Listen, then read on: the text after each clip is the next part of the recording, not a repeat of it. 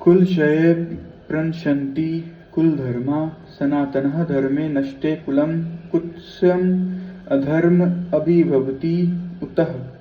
कुल का नाश होने पर सनातन कुल परंपरा नष्ट हो जाती है और इस तरह शेष कुल भी अधर्म में प्रवृत्त हो जाता है। वर्णाश्रम व्यवस्था में धार्मिक परंपराओं के अनेक नियम हैं, जिनकी सहायता से परिवार के सदस्य ठीक से उन्नति करके आध्यात्मिक मूल्यों की उपलब्धि कर सकते हैं। परिवार में जन्म से लेकर मृत्यु तक सारे संस्कार के लिए वयोवृद्ध लोग उत्तरदायी होते हैं, किंतु इन वयोवृद्ध की मृत्यु के पश्चात संस्कार संबंधी पारिवारिक परंपराएं रुक जाती हैं और परिवार के जो तरुण सदस्य बचे रहते हैं वो अधर्मस्य व्यसनों में प्रवृत्त होने से मुक्ति लाभ से वंचित रह सकते हैं। अतः किसी भी कारणवश परिवार के वयोवृद्ध का वध नहीं होना चाहिए। अधर्म अभिवात कृष्ण प्रदूषन्ति कुल स्त्रिय स्त्रीषु दुष्टाशु वर्णोष्यः जयति वर्ण सकड़ः। हे कृष्ण, जब कुल में अधर्म प्रमुख होता है तो कुल की स्त्रियां दूषित हो जाती हैं और स्त्रीत्व के पतन से हे वृषवंशी अवांछित संतानें उत्पन्न होती हैं।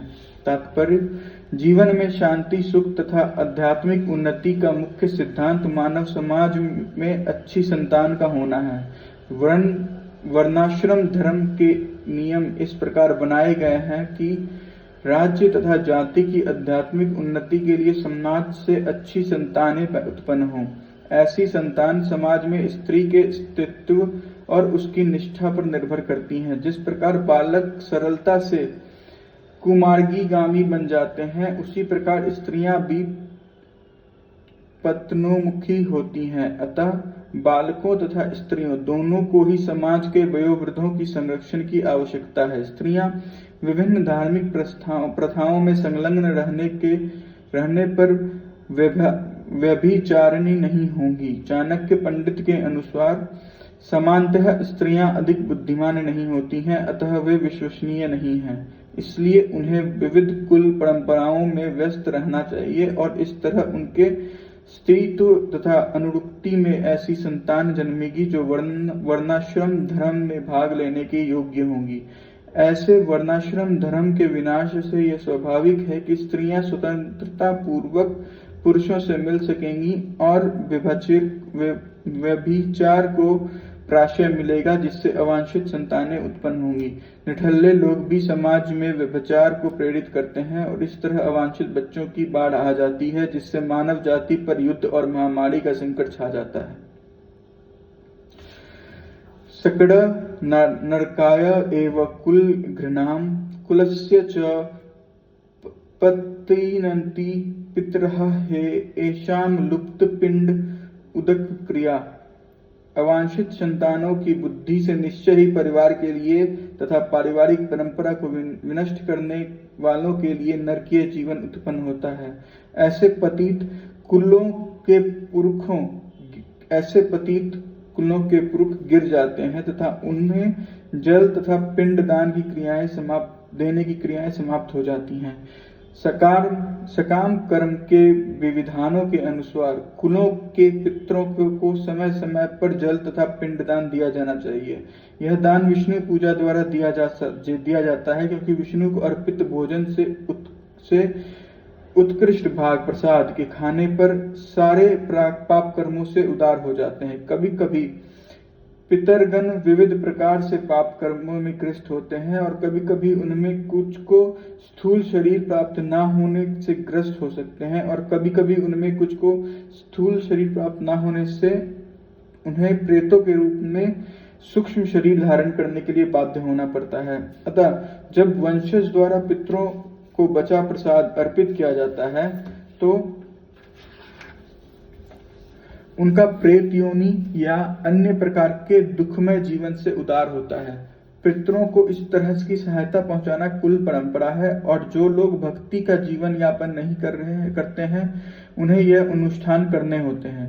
केवल भक्ति करने से मनुष्य सैकड़ों या हजारों पितरों के ऐसे संकटों से उबार सकता है। भागवत में कहा गया है, जो पुरुष अन्य समस्त कर्तव्यों को त्याग कर मुक्त के दाता मुकुंद के चर कमलों की शरण ग्रहण करता है और इस पथ पर गंभीरता पूर्वक चलता है, वो देवताओं, मुनियों, सामान्य जीवों, स्वजनों, मनुष्यों या पितरों के प्रति अपने कर्तव्य या ऋण से मुक्त हो जाता है। श्री भगवान की सेवा करने से ऐसा दायित्व अपने आप पूरे हो जाते हैं। दोषो एते कुल घृणाम वर्ण सकड़ कार्य के उत्साधन्ते जाति धर्म कुल धर्म च शाश्वतः। जो लोग कुल परंपरा के विनिष्ट करते हैं और इस तरह अवांछित संतानों को जन्म देते हैं, उनके दुष्कर्म से समस्त प्रकार की सामुदायिक योजनाएं तथा परिवार कल्याण कार्य विनिष्ट हो जाते हैं। सनातन धर्म या वर्ण श्रम धर्म द्वारा निर्धारित मानव समाज के चारों वर्णों के लिए सामुदायिक योजनाएं तथा पारिवारिक कल्याण कार्य इसलिए नियोजित हैं कि मनुष्य चरम मोक्ष प्राप्त कर सके। अतः समाज के अनुत्तरदायी नायकों द्वारा सनातन धर्म परंपरा के विखंडन से उस समाज में अव्यवस्था फैलती है। फलस्वरूप लोग जीवन के उद्देश्य विष्णु को भूल जाते हैं। ऐसे नायक अंधे कहलाते हैं और जो लोग इनका अनुगमन करते हैं वे निश्चय ही कुव्यवस्था की ओर अग्रसर होते हैं। उत्सन्नः कुल धर्माणाम मनुष्याणाम जनार्दनः नरके नित्यं वासः भवति इति अनुश्रम। हे प्रजापालक कृष्ण, मैंने गुरु परंपरा से सुना है कि जो लोग कुल धर्म का विनाश करते हैं वे सदैव नरक में वास करते हैं। तात्पर्य, अर्जुन अपने तर्कों को अपने निजी अनुभव पर न आधारित करके आचार्यों से जो सुना है उस पर आधारित करता है। वास्तविक ज्ञान प्राप्त करने का यही विधि है कि जिस व्यक्ति ने पहले से ज्ञान प्राप्त कर रखा है उस व्यक्ति की सहायता के बिना कोई भी वास्तविक ज्ञान तक नहीं पहुंच सकता।